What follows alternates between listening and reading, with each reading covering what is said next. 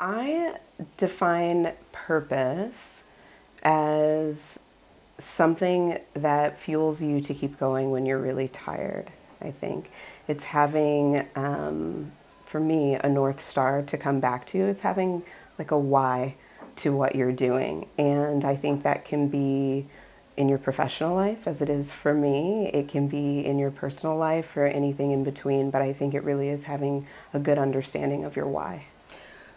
How does that translate into sort of the day to day? How do you find purpose in your work? Ooh, well, I find purpose in my work by asking myself if the things I'm doing are aligned to my why or to my purpose. And that doesn't mean that I don't have to do things like return emails or pay my taxes, because I do have to do those things.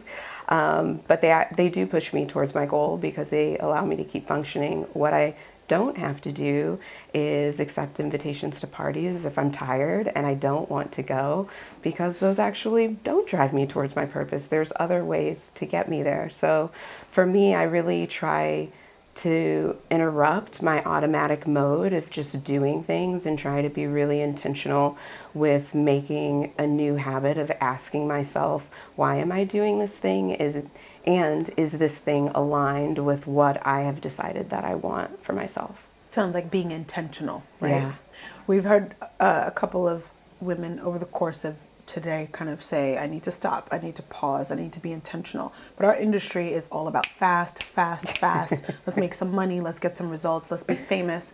Do you have any advice for a young person or someone more junior in their career who might be trying to reconcile finding purpose while working in advertising? Yeah, I think so. I have a young child who's 7, and overall, I think my biggest assignment is to give my child a really good sense of who they are. And I think being anchored in yourself is really the antidote to grind culture and to advertising culture. I laughed when you said our industry moves so quickly, because I was actually at the IAB co-steering the working group that wrote the paper about the demise of the cookie in 2013. And here we are in 2022 talking about the demise of the cookie. So people telling you that things move quickly, that success is scarce, that opportunities depend on you sacrificing something that you don't want to, are really trapped in a cycle of denial, and those things just aren't true.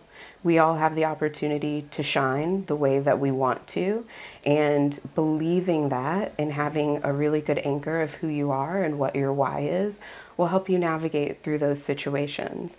I think we have ample viral LinkedIn posts that we can point to about people who say, oh, you may have been looking up to me, but I've actually been really suicidal and I haven't seen my kids in 2 years. I mean, I think having the ability to understand who you are and trust in that and return to that is really key.